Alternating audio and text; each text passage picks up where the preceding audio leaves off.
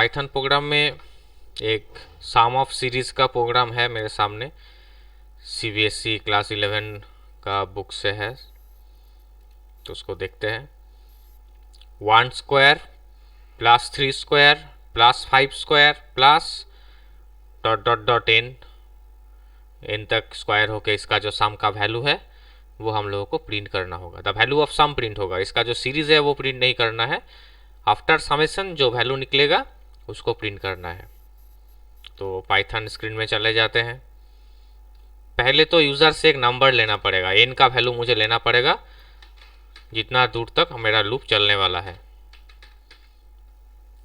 तो उसको यूज़र के पास से हम एंटर करते हैं। Enter the value of n, n का जो वैल्यू होगा वो यूज़र से लेते हैं। अब यूज़र जो भी वैल्यू देगा वो लूप चलने वाला है। फॉर ए इन रेंज 1 से लेकर वो लूप चलेगा n+1 तक। ये +1 क्यों देता है हम लोग जानते हैं। अब नॉर्मल अगर हम प्रिंट करते हैं तो क्या होगा, पार्ट बाय पार्ट सीखेंगे। नॉर्मल प्रिंट करेंगे तो क्या होगा, वो n का जो भी वैल्यू है वो वैल्यू तक मेरा प्रिंट हो जाएगा आउटपुट स्क्रीन में।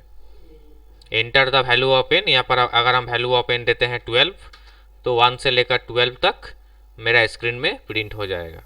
लेकिन यहाँ पर वो सीरीज प्रिंट करने के लिए नहीं बोला है, उसका सम प्रिंट करने के लिए बोला है।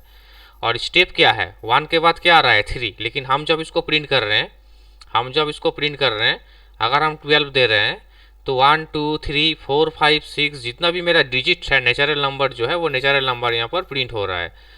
लेकिन यहाँ पर सीरीज को ध्यान से देखिए, जो मेरा साइड में किया हुआ है, 1 के बाद प्रिंट हो रहा है 3। पहले है 1, उसके बाद है 3, उसके बाद है 5, मतलब ऑड नंबर प्रिंट हो रहा है। तो अब मुझे क्या करना पड़ेगा, स्टेप देना पड़ेगा। स्टेप यहाँ पर कितना देंगे, 2 स्टेप देंगे तो क्या होगा, 2 स्टेप देंगे तो वो जंप हो जाएगा। पहले 1 है वैल्यू, 1 के बाद क्या होगा, 2 होगा। पहले होगा 1 के बाद कितना होगा, 3 हो जाएगा। 2 स्टेप है, 2 स्टेप जंप कर जाएगा तो 1 के बाद हो जाएगा 3। उसके बाद वापस स्टेप 2 होके हो जाएगा मेरा कितना, 5। तो अब हम प्रिंट करते हैं 15 तक, शायद 15 तक रेंज देते हैं। तो 1 के बाद क्या आया, 3, उसके बाद 5, उसके बाद 7, उसके बाद 9। तो इस तरह से प्रिंट हो जा रहा है to be continue.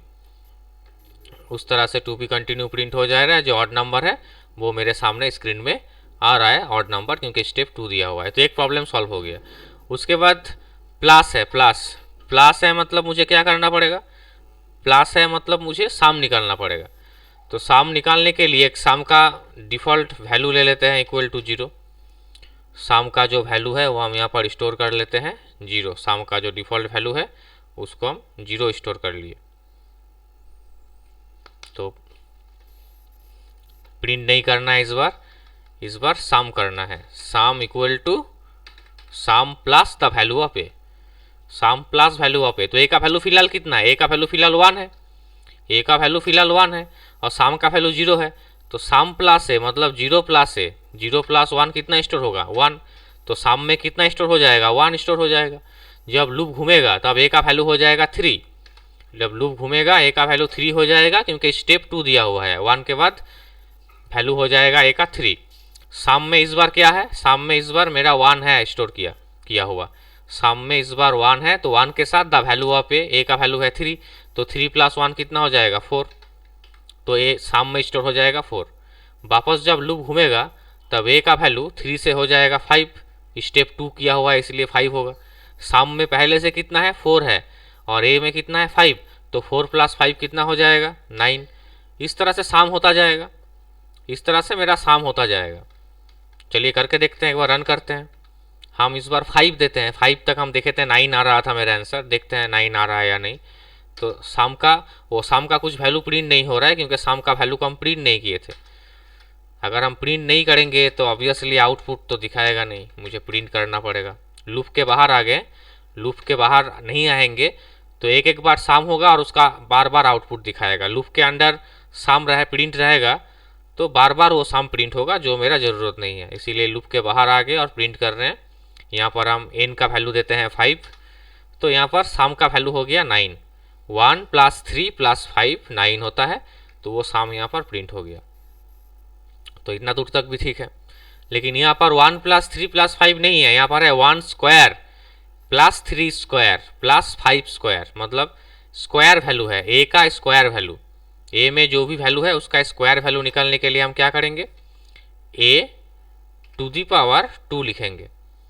Double into से क्या होता है, पाइथन में पावर कैलकुलेट होता है। तो ए का वैल्यू क्या है, ए का वैल्यू पहले है 1, तो ये हो गया 1 स्क्वायर। उसके बाद ए का वैल्यू कितना होगा 3, तो यहाँ पर हो गया 3 स्क्वायर। वापस ए का वैल्यू कितना होगा 5, तो यहाँ पर हो गया 5 स्क्वायर। तो उस लेवल में अब ये प्रिंट होने वाला है। रन करते हैं, हम वैल्यू देते हैं 5, तो यहाँ पर आंसर कितना आया 35। तो 5 जब दिए तब आंसर 35 कैसे आया, अगर हम 5 देते हैं तो आंसर आया मेरा 35। यूज़र जब 5 दिया तो मेरा आंसर कितना आया 35। कैसे 35 आया देखते हैं, डायरन करके देखते हैं। पहले ए का वैल्यू कितना है, पहले ए का वैल्यू है 1, 1 का स्क्वायर कितना होता है 1 ही होता है, 1 का स्क्वायर 1 होता है। वापस जब लूप घूमेगा ए का वैल्यू कितना हो जाएगा 3। अब 3 का स्क्वायर कितना होता है, 3 का स्क्वायर होता है 3 इंटू 3 9। उसके बाद जब लूप घूमा ए का वैल्यू हो गया 5। अब 5 का स्क्वायर कितना होता है 5 इंटू 5 25। तो 25 प्लस 9 प्लस 1 रिजल्ट मेरा होता है 35, इसलिए मेरा स्क्रीन में 35 आ रहा था। इस तरह से करके देखना पड़ेगा। जब भी कोई भी प्रोग्राम हम लोग करेंगे, टीचर से देखेंगे, तो प्रोग्राम को खुद को कॉपी में रन करके देखना पड़ेगा, मशीन में नहीं। मशीन में रन करके देखेंगे, लिख देंगे तो उसका आउटपुट आ तो जाएगा। और ये मशीन वाला जो प्रोग्राम हम लिख के करेंगे वो तो मेरा गूगल में सर्च करने से भी कोई भी प्रोग्राम मिल जाता है, तो वो इंपॉर्टेंट नहीं है। इंपॉर्टेंट है कॉपी में इसको रन करके खुद को समझना है कि हाँ ये आउटपुट क्यों आने वाला है या क्यों आ रहा है।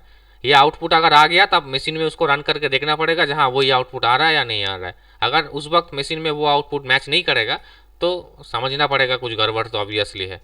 उस वक्त मुझे फ़ोन करना या मैसेज करना तो 100% इंपॉर्टेंट है, समझ में नहीं आएगा तो। लेकिन मेन बात है खुद को रन करके देखना है ये कैसे वो काम करेगा।